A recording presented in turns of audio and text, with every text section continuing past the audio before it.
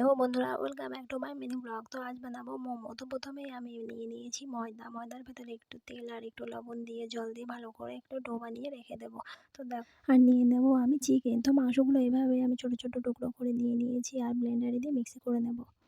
আর লাগবে আদা, রসুন, পেঁয়াজ, ক্যাপসিকাম, লঙ্কা। তো আমি সব কিছু এবার মাংসর ভেতর দিয়ে সুন্দরভাবে মাখিয়ে নেব আর দিয়ে নেব পরিমাণ মতো লবণ আর গোলমরিচ গুঁড়ো। তো তারপর সব কিছু ভালো করে মাখিয়ে রেখে দেবো। এদিকে আমি ময়দাটা গোল করে কেটে নেব আর গ্লাসের সাহায্যে আমি গোল গোল করে কেটে নেব। তারপর আমি পুরগুলো এতে দিয়ে মোমোর মতন শেপ দিয়ে নেব।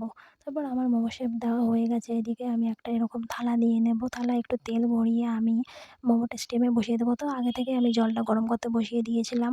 তো তারপর আমি এদিকে সস বানানোর জন্য নিয়ে নিয়েছি একটু ক্যাপসিকাম, ধনেপাতা আর সস। তো সসটা একটুখানি দিয়ে এরকম জল দিয়ে কিছুক্ষণ নাড়িয়ে চাড়িয়ে রেডি করে নেব। দেখো মোমো বানানো কমপ্লিট।